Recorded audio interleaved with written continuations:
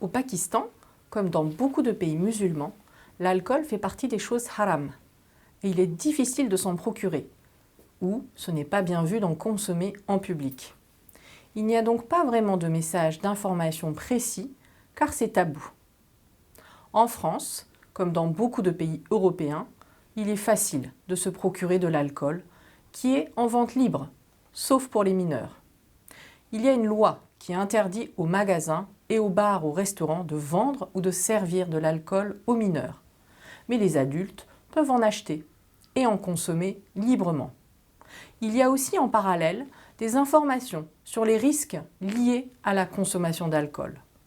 Du fait de ces risques, il est interdit de conduire avec un taux d'alcool dans le sang, que cela soit une voiture, un scooter ou une trottinette électrique. En effet, la perception de la distance est erronée, les réflexes sont émoussés et la réactivité est moindre face à un danger. L'ivresse sur la voie publique est interdite. Les personnes peuvent être arrêtées.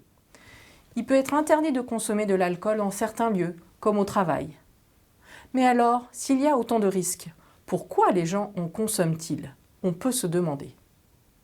Les gens peuvent consommer de l'alcool pour, d'une part, le goût, et surtout pour les effets que l'alcool procure. Les effets immédiats que l'alcool induit et que les gens recherchent, ce sont ces effets euphorisants, les effets désinhibants et amnésiques à court terme.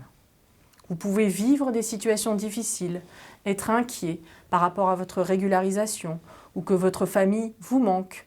Cela peut vous amener à consommer pour pouvoir oublier ces sentiments douloureux.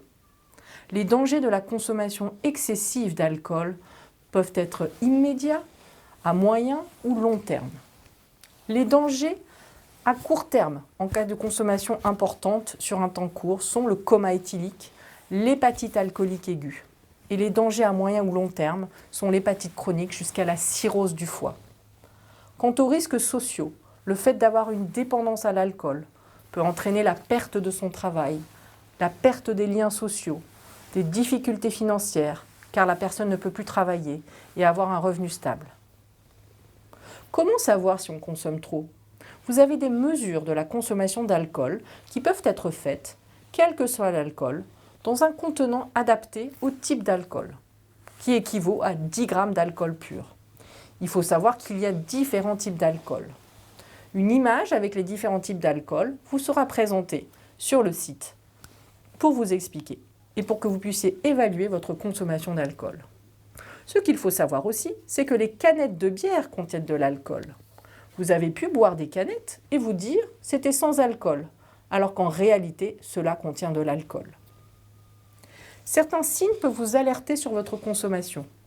Si vous avez envie de boire, même lorsque vous êtes seul, ou tôt dans la journée, en dehors des repas, ou car vous vous sentez nerveux, ou si le nombre de verres d'alcool par semaine est supérieur au seuil recommandé, alors vous avez peut-être un problème avec l'alcool.